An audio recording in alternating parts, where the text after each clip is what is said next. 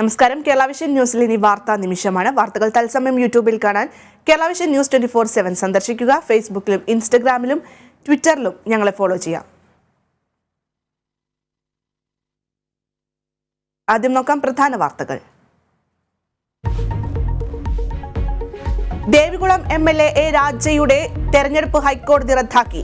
സംവരണ സീറ്റിൽ മത്സരിക്കാൻ രാജയ്ക്ക് യോഗ്യതയില്ലെന്ന വാദം അംഗീകരിച്ചു. ഹൈക്കോടതി ഉത്തരവ് UDF സ്ഥാനാർത്ഥി D. കുമാറിന്റെ ഹർജിയിൽ.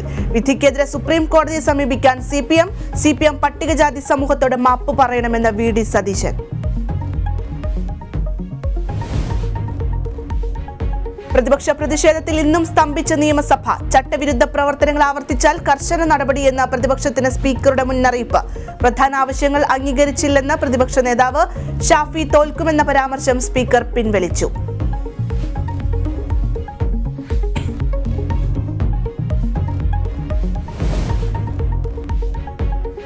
കേന്ദ്രത്തെ പിന്തുണയ്ക്കുമെന്ന തലശ്ശേരി ആർച്ച് ബിഷപ്പിന്റെ പ്രസ്താവന. BJP നേതാക്കളുമായുള്ള കൂടിക്കാഴ്ചയ്ക്ക് ശേഷം ജില്ലാ നേതാക്കൾ മാർ ജോസഫ് പാംപ്ലാനിയെ കണ്ടത് കഴിഞ്ഞ ചൊവ്വാഴ്ച. കൂടിക്കാഴ്ചയുടെ ദൃശ്യങ്ങൾ പുറത്ത്. ബിഷപ്പിന്റെ പ്രസ്താവന BJPക്ക് പ്രവേശിക്കാനുള്ള പഴുതാണോ എന്ന് സംശയിക്കുന്നതായി MV ഗോവിന്ദൻ. ഭരണ പ്രതിപക്ഷ പ്രതിഷേധത്തിൽ പാർലമെന്റ് ഇന്നും പ്രക്ഷുബ്ധം. ഇരുസഭകളും ഇന്നത്തേക്ക് പിരിഞ്ഞു. അദാനി വിഷയത്തിൽ JPC അന്വേഷണം ആവർത്തിച്ച് പ്രതിപക്ഷം.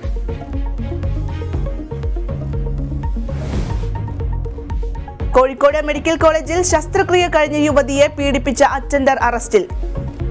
ആശുപത്രി ജീവനക്കാരനായ ശശീന്ദ്രനെ സസ്പെൻഡ് ചെയ്തു.